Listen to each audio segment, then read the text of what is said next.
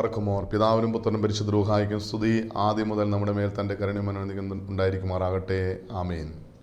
Price the lord. ഹല്ലേലൂയ. ദൈവത്തിൻ്റെ നാമത്തിന് മഹത്വം ഉണ്ടായിരിക്കട്ടെ. ദൈവത്തിൻ്റെ വലിയ കൃപയാൽ വീണ്ടും ദൈവവചനത്തിൻ്റെ കീഴിലായിരിക്കാൻ സ്വർഗത്തിൽ ദൈവം നമുക്കൊരുക്കിയ ഈ നല്ല അവസരത്തിനായി നന്ദി പറയാം. ദൈവത്തെ മഹത്വപ്പെടുത്താം. കർത്താവായ യേശുക്രിസ്തുവിലുള്ള വിശ്വാസം ഒരു വ്യക്തിയുടെ ജീവിതത്തിൽ ഏതെല്ലാം അനുഗ്രഹങ്ങൾ നൽകുന്നു എന്ന് നാം ചിന്തിക്കുകയാണ്, ധ്യാനിക്കുകയാണ്. യേശുക്രിസ്തുവിലുള്ള വിശ്വാസം ഒരു വ്യക്തിക്ക് നൽകുന്ന ഏറ്റവും വലിയ അനുഗ്രഹമാണ് ആത്മരക്ഷ. ഒരു വ്യക്തിയുടെ ആത്മാവിൻ്റെ രക്ഷ എന്നുള്ളത് യേശുക്രിസ്തുവിലുള്ള വിശ്വാസത്താൽ ലഭിക്കുന്ന ഒന്നാണ്. അതായത് കർത്താവിൻ്റെ വചനം ഇങ്ങനെ പറയുന്നു, 1 പത്രോസ് 1-ാം അധ്യായം 9-ാം വാക്യം. പരിശുദ്ധനായ പത്രോസിൽ എഴുതിയ ലേഖനം, 1-ാം ലേഖനം 1-ാം അധ്യായം അതിൻ്റെ 9-ാമത്തെ വാക്യത്തിൽ കർത്താവിൻ്റെ വചനം ഇങ്ങനെ പറയുന്നു, നിങ്ങളുടെ വിശ്വാസത്തിൻ്റെ അന്ധമായ ആത്മരക്ഷ. അതായത് വിശ്വാസത്തിൻ്റെ ഫലമായിട്ടാണ് ഒരു വ്യക്തിയുടെ ജീവിതത്തിൽ ആത്മരക്ഷ ലഭിക്കുന്നത്. ഇന്ന് ഒരു മനുഷ്യൻ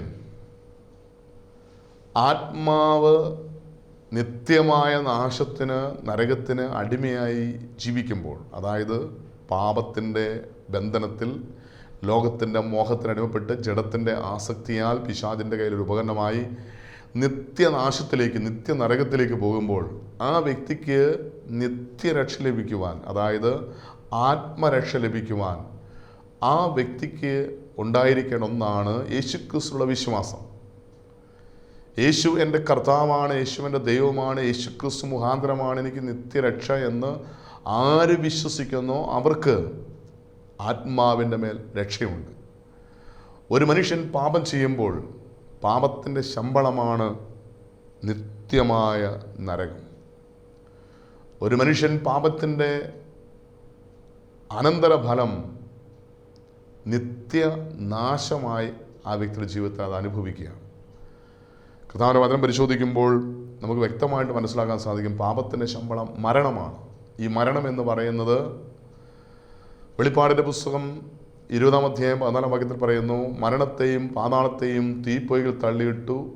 ഈ തീപ്പൊയ്കയാണ് രണ്ടാമത്തെ മരണം. അതായത് വിശുദ്ധ ഗ്രന്ഥത്തിൽ മരണം എന്ന് പറയുന്നത് രണ്ടാമത്തെ മരണമായ തീപ്പൊയ്കയാണ്. ഒരു മനുഷ്യൻ പാപത്തിൽ ജീവിച്ചാൽ, പാപത്തിൽ മരിച്ചാൽ ആ മനുഷ്യൻ ലഭിക്കുന്നത്, പാപത്തിൻ്റെ ശമ്പളം എന്ന് പറയുന്നത് രണ്ടാമത്തെ മരണമായ നിത്യ നരകാഗ്നിയാണ്. അതുകൊണ്ട് ഒരു മനുഷ്യൻ ഒരിക്കലും നശിച്ചു പോകാൻ ദൈവം ആഗ്രഹിക്കുന്നില്ല. കർത്താവിൻ്റെ വചനം പരിശോധിക്കുമ്പോൾ യേശുക്രിസ്തു വ്യക്തമായി പഠിപ്പിക്കുന്നു, ഈ ചെറിയവരിൽ ഒരുവൻ പോലും നശിച്ചു പോകുവാൻ എൻ്റെ സ്വർഗസ്ഥനായ പിതാവ് ആഗ്രഹിക്കുന്നില്ല. അതായത് ഒരു മനുഷ്യൻ പോലും നശിച്ച് നരകത്തിൽ പോകാൻ ദൈവം ആഗ്രഹിക്കുന്നില്ല. ഒരു മനുഷ്യൻ പാപം ചെയ്യുമ്പോൾ ദൈവത്തിന് വേദനയാണ്. കാരണം പാപം ചെയ്യുന്ന മനുഷ്യൻ നിത്യ നരകാഗ്നിയിൽ വെന്തെരിയും. ഇത് ദൈവത്തിന് വ്യക്തമായിട്ടറിയാം. അതുകൊണ്ട് ഒരു പാപിയെ കാണുമ്പോൾ ദൈവം കരയുകയാണ്.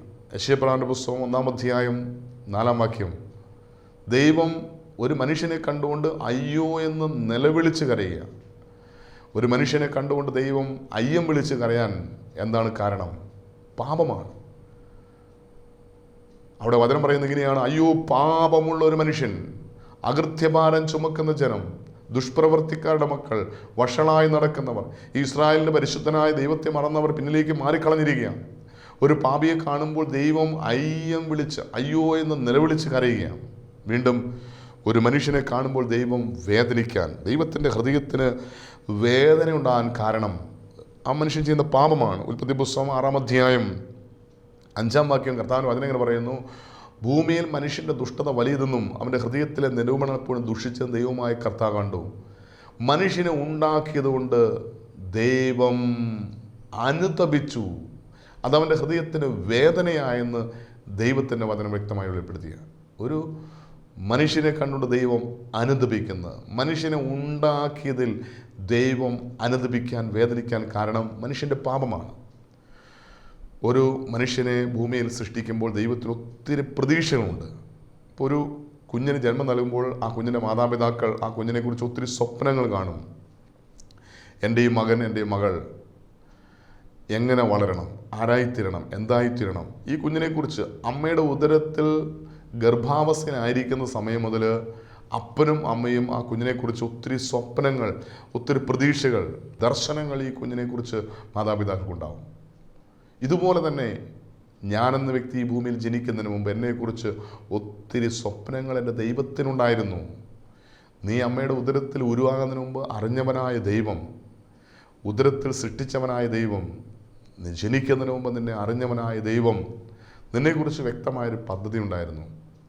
അതായത് ഈ ഭൂമിയിൽ ഒരു പാപവും ചെയ്യാതെ ദൈവത്തിന് വസിക്കാൻ കൊള്ളാവുന്ന ദൈവത്തിൻ്റെ ആലയമായി, ദൈവം വസിക്കുന്ന ദൈവത്തിൻ്റെ മന്ദിരമായി, ദൈവത്തെ ആരാധിച്ച് ദൈവത്തിൻ്റെ കൽപ്പന അനുസരിച്ച് സ്വർഗം ലക്ഷ്യമാക്കി ഒരു വിശുദ്ധ ജീവൻ നയിക്കുന്ന, ഒരു വിശ്വാസ ജീവൻ നയിക്കുന്ന ഒരു ദൈവവൈതനായി വളരണമെന്ന് നമ്മെക്കുറിച്ചെല്ലാം ദൈവത്തിന് വലിയ സ്വപ്നങ്ങളുണ്ടായിരുന്നു. എന്നാൽ ദൈവത്തിൻ്റെ ആഗ്രഹങ്ങൾക്കെതിരായി മനുഷ്യൻ പാപം ചെയ്യുമ്പോൾ ആ മനുഷ്യൻ്റെ ആത്മാവിൻ്റെ നിത്യനാശം കണ്ടുകൊണ്ട് ദൈവം വേദനിക്കുക. അതിനാ പറയുന്നു, ഇയ്യോബിൻ്റെ പുസ്തകം 15-ാം അധ്യായം 16-ാം വാക്യം, വെള്ളം പോലെ അകൃത്യം കുടിക്കുന്ന ജനം. ദൈവം മനുഷ്യനെ കണ്ടുകൊണ്ട് പറയുന്ന വാക്കിതാണ്. ഇന്നത്തെ ഈ ലോകത്തിലേക്ക് ദൈവം നോക്കുമ്പോൾ, അല്ലെങ്കിൽ ദൈവത്തിൻ്റെ കണ്ണിലൂടെ നാം ഈ ലോകത്തിലേക്ക് നോക്കുമ്പോൾ കാണുന്ന കാഴ്ച എന്താ? വെള്ളം കുടിക്കുന്ന പോലെ പാപം ഊറ്റി കുടിക്കുന്ന ജനങ്ങൾ. അത് കൊച്ചു കുഞ്ഞുങ്ങൾ മുതൽ വാർദ്ധക്യമായിരിക്കുന്നവർ പോലും പാപത്തെ പച്ചവെള്ളം പോലെ ഊറ്റിക്കുടിക്കുന്ന ഈ ലോകത്തിൽ ഒരു മനുഷ്യൻ പാപം ചെയ്യുന്ന കാണുമ്പോൾ ദൈവത്തിൻ്റെ ഹൃദയത്തിന് വേദന. കാരണം അവൻ്റെ ആത്മാവിൻ്റെ നിത്യനാശത്തെ കണ്ടുകൊണ്ട് ദൈവം വേദനിക്കുക. ദൈവത്തിൻ്റെ കണ്ണിലൂടെ കാണുന്ന സകലർക്കും ഈ വേദന ഉണ്ടാകും. പാപത്തെ പച്ചവെള്ളം പോലെ ഊറ്റിക്കുടിക്കുന്ന ജനത്തെ കാണുമ്പോൾ ദൈവം വസിക്കുന്ന ഒരു വ്യക്തിക്ക് വേദന ഉണ്ടാകും. നമ്മുടെ ഹൃദയത്തിൽ അങ്ങനൊരു വേദന ഉണ്ടോ? എന്നാൽ ഈ പാപത്തിൻ്റെ അടിമനുഖത്തിൽ നിന്ന്, നിത്യനാശത്തിൽ നിന്ന്, മനുഷ്യൻ്റെ ആത്മനാശത്തിൽ നിന്ന് അവൻ്റെ ആത്മാവിനെ രക്ഷിക്കാൻ വേണ്ടിയാണ് കർത്താവായ യേശു ക്രിസ്തു വിശ്വാസം എന്നൊരു കൃപ ദൈവം ദാനമായി നൽകിയിരിക്കുന്നത്. അതായത് പാപത്തിൽ ജീവിക്കുന്ന ഏതൊരു വ്യക്തിക്കും, നാശം അനുഭവിക്കുന്ന ഏതൊരു വ്യക്തിക്കും, നിത്യനാശത്തിലേക്ക്, നിത്യനരകത്തിലേക്ക് യാത്ര ചെയ്യുന്ന ഏതൊരു വ്യക്തിക്കും നിത്യരക്ഷ പ്രാപിക്കുവാൻ, നിത്യജീവൻ പ്രാപിക്കാൻ ദൈവം ആ വ്യക്തിയിൽ നിക്ഷേപിച്ചിരിക്കുന്ന ഒരു കൃപയാണ് വിശ്വാസം. ഒരു മനുഷ്യൻ യേശു ക്രിസ്തുവിൽ വിശ്വസിച്ചാൽ ആ മനുഷ്യന് നിത്യനാശത്തിൽ നിന്ന് നിത്യരക്ഷയിലേക്കുള്ള ഒരു കൃപ ലഭിക്കുകയാണ്. കർത്താവിന്റെ വചനം പരിശോധിക്കുമ്പോൾ ഇത് ദൈവം എല്ലാ മനുഷ്യർക്കും ദാനമായി നൽകിയിരിക്കുന്ന ഒരു അനുഗ്രഹമാണ്. എഫെസ്യ ലേഖനം 2-ാം അധ്യായം 8-9 വാക്യങ്ങൾ പരിശോധിക്കുമ്പോൾ കർത്താവിന്റെ വചനം ഇങ്ങനെ പറയുന്നു, കൃപയാലല്ലോ വിശ്വാസം മൂലം നിങ്ങൾ രക്ഷിക്കപ്പെട്ടിരിക്കുന്നത്, അതിന് നിങ്ങൾ കാരണമല്ല, അത് ദൈവത്തിൻ്റെ ദാനമത്രേ. ആരും പ്രശംസിക്കാതിരിപ്പാൻ ഒരു പ്രവൃത്തികളും രക്ഷയ്ക്ക് കാരണമല്ല എന്ന് ദൈവത്തിൻ്റെ വചനം വെളിപ്പെടുന്നു. അതായത് ഒരു മനുഷ്യൻ പാപം ചെയ്ത് അവൻ്റെ ആത്മാവിനെ നിത്യനാശത്തിലേക്ക്, നിത്യനരകാഗ്നിയിലേക്ക് തള്ളിയിടുമ്പോൾ ആ വ്യക്തിയെ രക്ഷിക്കുവാൻ വേണ്ടി ദൈവം ആ വ്യക്തിയിൽ നിക്ഷേപിക്കുന്ന ഒന്നാണ് വിശ്വാസം. വചനം പറയാണ്, വിശ്വാസം എന്നത് കൃപയാൽ ലഭിക്കുന്നതാണ്. കൃപ എന്ന വാക്കിൻ്റെ അർത്ഥം അർഹതയില്ലാത്ത ദാനം. ഒരിക്കൽ പോലും നമുക്ക് യോഗ്യതയില്ലാതിരിക്കെ ദൈവം ദാനമായി നൽകുന്ന ഒന്നാണ് വിശ്വാസം. അങ്ങനെ ദൈവം കൃപയായി എനിക്ക് നൽകിയിരിക്കുന്ന വിശ്വാസം മൂലം എൻ്റെ ആത്മാവിനെ ഞാൻ രക്ഷിക്കുകയാണ്. കൃപയാൽ നിങ്ങൾ വിശ്വാസം മൂലം രക്ഷിക്കപ്പെട്ടിരിക്കുന്നു. അതായത് ഒരു മനുഷ്യൻ്റെ ആത്മരക്ഷ എന്ന് പറയുന്നത് കൃപയാലുള്ള വിശ്വാസം വഴിയാണ്. അതായത് എനിക്ക് ഒരിക്കൽ പോലും അർഹതയില്ല, കാരണം ഞാൻ പാപിയായി എനിക്ക് ഒരിക്കലും നിത്യരക്ഷ പ്രാപിക്കുവാൻ, നിത്യജീവൻ പ്രാപിക്കാൻ യോഗ്യതയില്ല. അപ്പോൾ ഒരിക്കൽ പോലും യോഗ്യതയില്ലാത്ത എനിക്ക് ദൈവം കൃപയായി നൽകുന്ന വിശ്വാസം മൂലം എനിക്ക് രക്ഷയുണ്ട്. അതായത് യേശു എൻ്റെ കർത്താവാണ്, യേശു എൻ്റെ ദൈവമാണ്, യേശു എൻ്റെ പാപങ്ങൾക്ക് പരിഹാര ബലിയായി തരുവാൻ എഴുന്നള്ളി വന്ന ഏക സത്യ നിത്യദൈവമാണെന്ന് ഞാൻ വിശ്വസിക്കുന്ന മുഖാന്തരം ആ യേശുക്രിസ്തുള്ള വിശ്വാസത്താൽ എനിക്ക് രക്ഷ ലഭിച്ചിരിക്കുകയാണ്, നിത്യരക്ഷ ലഭിച്ചിരിക്കുകയാണ്, പാപമോചനം ലഭിച്ചിരിക്കുകയാണ്. ആത്മരക്ഷ പ്രാപിച്ചിരിക്കുകയാണ്. യേശു എൻ്റെ ദൈവമാണ്. യേശുവിൻ്റെ പാപങ്ങളിൽ നിന്ന് രക്ഷിക്കുവാൻ വേണ്ടിയാണ് സ്വർഗം വിട്ടി ഭൂമിയിലേക്ക് എഴുന്നള്ളി വന്നത്. യേശു എൻ്റെ പാപത്തിന് പരിഹാര ബലിയായി എനിക്ക് വേണ്ടി കുരിശിൽ മരിച്ചു. അവൻ എൻ്റെ പാപത്തിന് പരിഹാര ബലിയായി മരണത്തെ ജയിച്ച് ഉയർത്തെഴുന്നേറ്റു. അവൻ ഇന്നും എനിക്ക് പാപപരിഹാര ബലിയായി പരസ്യയാഗമായി നിൽക്കുന്നു എന്നുള്ള സത്യം ആര് വിശ്വസിക്കുന്നോ ആ വ്യക്തിക്കാണ് നിത്യരക്ഷ. വചനം പറയുന്നു, റോമാലേഖനം 3:25, വിശ്വസിക്കുന്നവർക്ക് അവൻ തൻ്റെ രക്തം മൂലം പ്രായശ്ചിത്തമാകുവാൻ പിതാവായ ദൈവം തൻ്റെ പുത്രനായ യേശുവിൻ്റെ രക്തം ഇന്നും പരസ്യമായി നിർത്തിയിരിക്കുക. 2000 വർഷങ്ങൾക്ക് മുമ്പ് കാൽവറി മലയിൽ ക്രൂശിൽ തകർക്കപ്പെട്ട യേശുവിൻ്റെ ആ ശരീരത്തിൽ നിന്ന് ഒഴുകിയിറങ്ങുന്ന രക്തത്തുള്ളികൾ ഇന്നും എൻ്റെ ആത്മരക്ഷയ്ക്കായി ഇന്നും ഒഴുകിക്കൊണ്ടിരിക്കുന്നു എന്ന് ആര് വിശ്വസിക്കുന്നു ആ വ്യക്തിക്കാണ് നിത്യരക്ഷ. അതിനും പറയുന്നു, വിശുദ്ധ യോഹന്നാൻ്റെ ലേഖനം 1 യോഹന്നാൻ 1-ാം അധ്യായം 9-ാം വാക്യത്തിൽ കർത്താവിന്റെ വചനം പറയുന്നു, 1:7 പറയുന്നു, അവൻ്റെ പുത്രനായ യേശുവിൻ്റെ രക്തം സകല പാപം പോക്കി നമ്മെ ശുദ്ധീകരിക്കുന്നു. ഒരു മനുഷ്യൻ്റെ പാപം അവനെ നിത്യനാശത്തിലേക്ക്, അവൻ്റെ ആത്മാവിനെ നിത്യനാശത്തിലേക്ക് കൊണ്ടുപോകുന്നുവെങ്കിൽ യേശുവിൻ്റെ രക്തം മുഖാന്തരമുള്ള പാപമോചനം ഒരു വ്യക്തിക്ക് നിത്യരക്ഷ നൽകുന്നു എന്ന് ആര് വിശ്വസിക്കുന്നു ആ വ്യക്തിക്ക് നിത്യരക്ഷയുണ്ട് എന്ന് കർത്താവിന്റെ വചനം പറയുക. കൃപയാൽ കർത്താവായ യേശുക്രിസ്തുവിലുള്ള വിശ്വാസം മൂലം നാം രക്ഷിക്കപ്പെട്ടിരിക്കുന്നു. അതിന് നിങ്ങൾ കാരണമല്ല, അത് ദൈവത്തിൻ്റെ ദാനമാണ്. ഈ രക്ഷ, ആത്മരക്ഷ എന്ന് പറയുന്നത് ദൈവത്തിൻ്റെ ദാനമാണ്. അതായത് ഒരു മനുഷ്യൻ രക്ഷിക്കപ്പെടാനായിട്ട് ഒരു പ്രവൃത്തി കാരണമല്ല. വചനം പറയുകയാണ്, ആരും പ്രശംസിക്കാതിരിപ്പാൻ ഒരു പ്രവൃത്തിയും കാരണമല്ല. എന്ന് ചിലർ പറയുന്നു, ആ വ്യക്തി മുഖാന്തരം ഞാൻ രക്ഷിക്കപ്പെട്ടു, അല്ലെങ്കിൽ ഈ സഭയിൽ വന്നതുകൊണ്ട് ഞാൻ രക്ഷിക്കപ്പെട്ടു, അല്ലെങ്കിൽ ഞാൻ ഈ കൂട്ടായ്മയിൽ വന്നുകൊണ്ട് രക്ഷിക്കപ്പെട്ടു. ഇത് പറയുന്നത് തെറ്റാണ്. ഒരു മനുഷ്യൻ ഒരു വ്യക്തി മുഖാന്തരമോ ഒരു കൂട്ടായ്മ മുഖാന്തരമോ ഒരു സഭ മുഖാന്തരമോ അല്ല രക്ഷിക്കപ്പെടുന്നു. വചനം പറയുന്നു, ആരും പ്രശംസിക്കാതിരിപ്പാൻ ഒരു പ്രവൃത്തിയും രക്ഷയ്ക്ക് കാരണമല്ല. ഒരു മനുഷ്യൻ്റെ നിത്യരക്ഷയ്ക്ക്, ആത്മരക്ഷയ്ക്ക് കാരണം ആ വ്യക്തി ലഭിച്ച, കൃപയാൽ ലഭിച്ച വിശ്വാസത്താലാണ്. അതായത് യേശു എൻ്റെ കർത്താവാണ്, യേശുവിൻ്റെ ദൈവമാണ്, യേശു എനിക്ക് വേണ്ടി സ്വർഗം വിട്ട് ഈ ഭൂമിയിലേക്ക് എഴുന്നള്ളി വന്നു, യേശു എൻ്റെ പാപത്തിന് പരിഹാര ബലിയായി, യേശു എനിക്ക് വേണ്ടി മരിച്ചു, മരണത്തെ ജയിച്ചു ഉയർത്തെഴുന്നേറ്റ് ഇന്നും ജീവിക്കുന്നു, അവൻ വീണ്ടും വരും. ആ യേശു എനിക്ക് വേണ്ടി ഒരുക്കിയിരിക്കുന്ന നിത്യമായ സ്വർഗരാജ്യം എനിക്ക് ദാനമായി നൽകുമെന്ന് ആര് വിശ്വസിക്കുന്നു, വിശ്വസിക്കുന്ന ആ വ്യക്തി രക്ഷിക്കപ്പെട്ട് കഴിഞ്ഞു. ആ വ്യക്തിയുടെ രക്ഷയ്ക്ക് കാരണം മറ്റൊരു പ്രവൃത്തിയല്ല, ഒരു വ്യക്തിയല്ല, ഒരു മുഖാന്തരമല്ല. ഒരു വ്യക്തിയുടെ നിത്യരക്ഷയ്ക്ക് മുഖാന്തരം ദൈവം കൃപയായി നൽകിയ ആ വിശ്വാസമാണ്. അതായത് യേശുക്രിസ്തു എൻ്റെ കർത്താവും ദൈവമാണെന്ന് വിശ്വസിക്കുന്ന ഏതൊരു വ്യക്തിക്കും നിത്യരക്ഷയുണ്ട്. യേശു പറഞ്ഞു, ഞാൻ തന്നെ വഴിയും സത്യവും ജീവനുമാകുന്നു, ഞാൻ മുഖാന്തരമല്ലാതെ ആർക്കും എൻ്റെ പിതാവിൻ്റെ സന്നിധിയിൽ, അതായത് നിത്യമായ സ്വർഗരാജ്യത്തിൽ പ്രവേശിക്കാൻ സാധ്യമല്ല. അങ്ങനെയാണെങ്കിൽ സ്വർഗത്തിലേക്കുള്ള ഏക വഴി യേശുക്രിസ്തുള്ള വിശ്വാസമാണ്. യേശുക്രിസ്തു മാത്രമാണ് സ്വർഗത്തിലേക്കുള്ള ഏക വഴി. യേശുക്രിസ്തുവിലൂടെ അല്ലാതെ, യേശുക്രിസ്തുള്ള വിശ്വാസത്തിൽ അല്ലാതെ ആർക്കും നിത്യരക്ഷ പ്രാപിക്കാൻ സാധിക്കുകയില്ല. അതുകൊണ്ട് യേശു പറഞ്ഞു, എന്നെ കൂടാതെ നിങ്ങൾക്ക് ഒന്നും ചെയ്യാൻ സാധ്യമല്ല. ഈ ലോകത്തിൽ പാപമോചനവും നിത്യരക്ഷയും എല്ലാം യേശുക്രിസ്തുവിനെ കൂടാതെ സാധ്യമല്ല. അതുകൊണ്ട് യേശു എൻ്റെ സകല പ്രശ്നത്തിനും മതിയായ ദൈവമാണ്. അവനെൻ്റെ പാപങ്ങളെ മോചിക്കുവാൻ, എൻ്റെ രോഗങ്ങൾക്ക് സൗഖ്യം നൽകുവാൻ, എൻ്റെ ആത്മാവിന് നിത്യരക്ഷ നൽകുവാൻ മതിയായ ദൈവമാണെന്ന് ആര് വിശ്വസിക്കുന്നു അവർക്കാണ് നിത്യരക്ഷ. അതുകൊണ്ട് ഈ വിശ്വാസം നമ്മുടെ ഹൃദയത്തിലുണ്ടോ ഇല്ലയോ എന്ന് ശോധന ചെയ്യണം. ഈ വിശ്വാസത്തിൽ ഇന്ന് വരെ ഞാൻ ആയിട്ടില്ല എങ്കിൽ കൃപയാലുള്ള ഈ വിശ്വാസത്തിന് വേണ്ടി ദാഹിക്കണം. കർത്താവേ, യേശുവിൻ്റെ കൂടെ നടന്ന ശിഷ്യന്മാർ പോലും ഇങ്ങനെ പ്രാർത്ഥിച്ചു, കർത്താവേ ഞങ്ങളുടെ വിശ്വാസം വർദ്ധിപ്പിക്കണമേ, ഞങ്ങളുടെ വിശ്വാസം വർദ്ധിപ്പിക്കണമേ. നമുക്ക് പ്രാർത്ഥിക്കാൻ സാധിക്കണം, കർത്താവായ യേശുവെ എൻ്റെ വിശ്വാസം വർദ്ധിപ്പിക്കണമേ.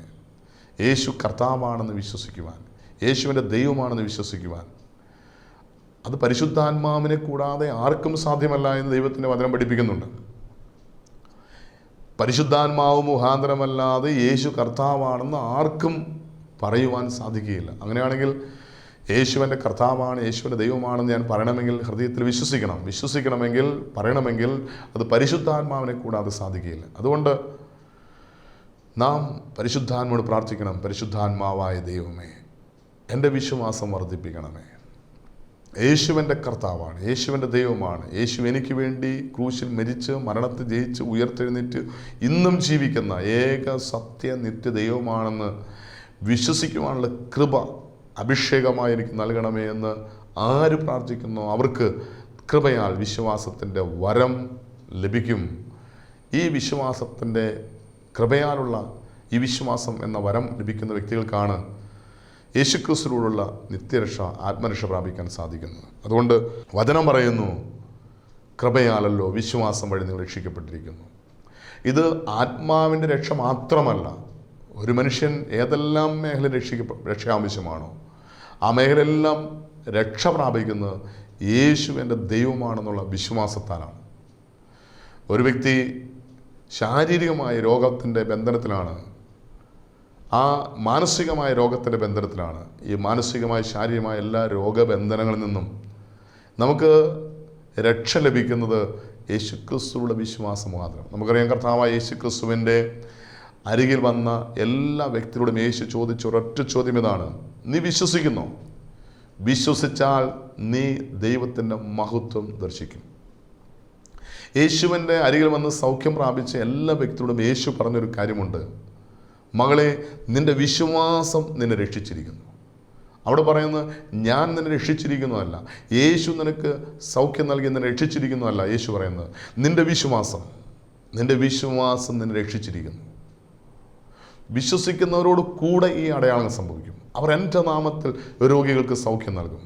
യേശുവിൻ്റെ പിന്നാലെ നടന്നു ചെന്ന അന്ധനായ ബർത്തിമായി, യേശു എവിടെയാണെന്ന് അവന് അറിയില്ല, യേശു ആരാണെന്ന് അവൻ അറിയില്ല, യേശുവിൻ്റെ ഇതുവരെ അവൻ കണ്ടിട്ടില്ല. പക്ഷേ യേശുവാണ് പോകുന്നത് എന്ന് അറിഞ്ഞ ഉടനെ അവൻ വിശ്വാസത്തിൻ്റെ തികവിൽ നിന്ന് ഉറക്കെ യേശുവിനെ വിളിച്ചു: ദാവീദുപുത്രാ, യേശുവേ, എന്നോട് കരുണ തോന്നണം. അവൻ്റെ നിലവിളിയുടെ മുന്നിൽ യേശു നിന്നു. കാരണം അവൻ്റെ നിലവിളി വിശ്വാസത്തിൻ്റെ തികവിൽ നിന്നുള്ളൊരു നിലവിളിയായിരുന്നു. യേശു നിന്നിട്ട് ചോദിക്കുന്ന ചോദ്യമാണ്: മകനെ, ഞാൻ നിനക്ക് എന്ത് ചെയ്തു തരണമെന്നാണ് നീ ആഗ്രഹിക്കുന്നത്? അവിടെ ഈ അന്ധനായ ഭൃത്യമായി പറയുന്നൊരു വാക്കുണ്ട്: കർത്താവ്, എനിക്ക് കാഴ്ച വേണം. അവൻ ചോദിക്കുന്നത് കാഴ്ചയാണ്. എന്നാൽ യേശു തിരിച്ചു പറയുന്ന മറുപടി നിനക്ക് കാഴ്ച ഉണ്ടാകട്ടെ എന്നല്ല. യേശു പറയുന്ന മറുപടി ഇതാണ്: നിൻ്റെ വിശ്വാസം പോലെ നിനക്ക് സംഭവിക്കട്ടെ.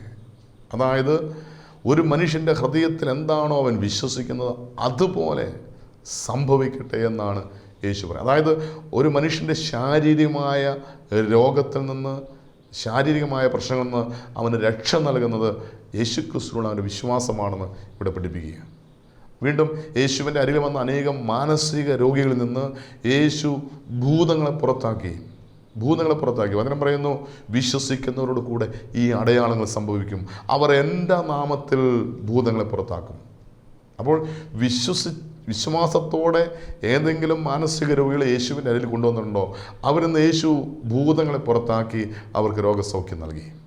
ഗദർദേശത്തെ ഭൂതഗ്രസ്തൻ 6000-ഓളം ദുരാത്മാവ് അധിവസിച്ച ഒരു വ്യക്തിയിൽ നിന്ന് യേശു അവനുള്ള ഭൂതത്തെ പുറത്താക്കിയപ്പോൾ മാനസികമായി അനുഭവിച്ചിരുന്ന എല്ലാ രോഗബന്ധനങ്ങളിൽ നിന്നും അവൻ സൗഖ്യം പ്രാപിച്ചു, അവന് സുബോധം പ്രാപിച്ചു, അവൻ വസ്ത്രം ധരിച്ചു.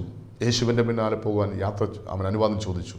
അതായത് അവൻ മാനസികമായി ആരാലും ബന്ധിക്കാൻ കഴിയാതെ അവൻ ചങ്ങല വലിച്ചു പൊട്ടിച്ച് ഇരുമ്പിൻ്റെ വിലങ്ങ് ഉരുമി ഒടിച്ച് അവൻ കല്ലുകൊണ്ട് സ്വയം ചതച്ച് കല്ലറയിൽ കിടന്നുറങ്ങുന്ന, മലകളിലും കല്ലറയിലും ഉറക്കെ നിലവിളിക്കുന്ന, ഇവനെ നാടൻ ഭാഷയിൽ ഒരു ഭ്രാന്തൻ എന്ന് ജനങ്ങൾ വിളിക്കുന്ന ഈ മനുഷ്യൻ, അവനുള്ള ദുരാത്മാക്കളെ, അവനുള്ള ദുർഭൂതത്തെ യേശു പുറത്താക്കിയപ്പോൾ അവന് പൈശാചിക ബന്ധം നിന്ന് വിടുതൽ പ്രാപിച്ചു. ഉടനെ അവന് മാനസിക രോഗത്തിൽ നിന്ന് സൗഖ്യം പ്രാപിച്ചു.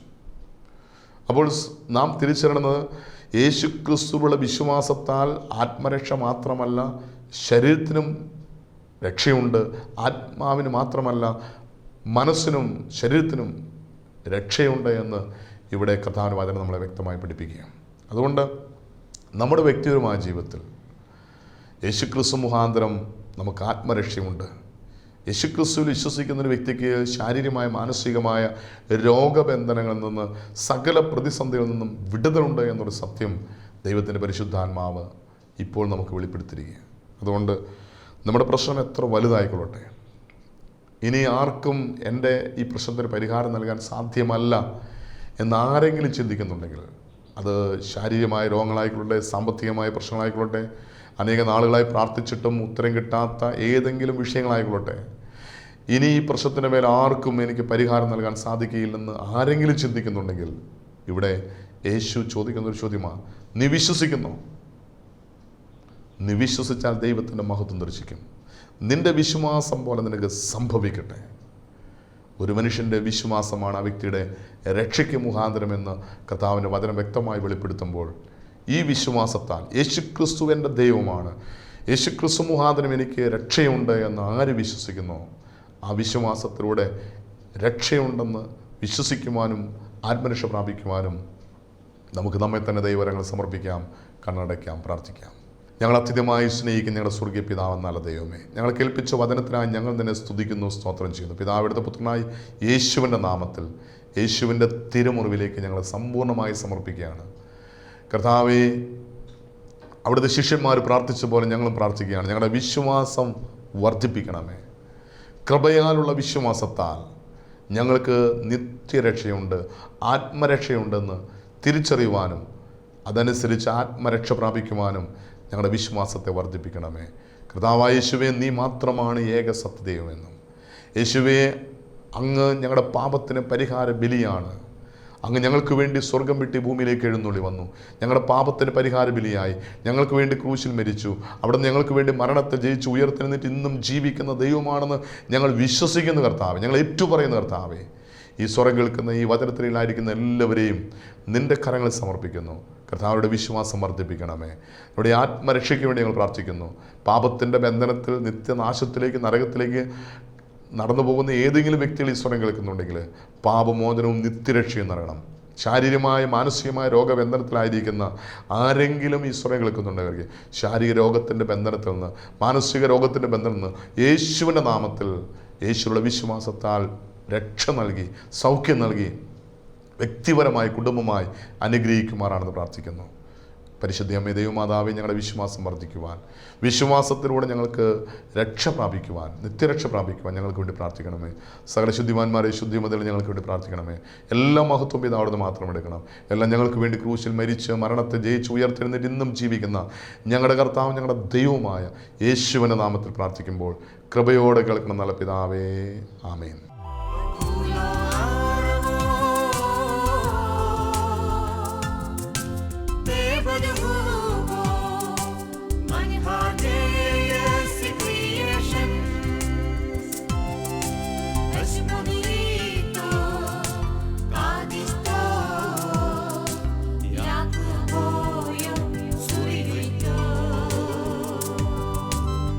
Maria.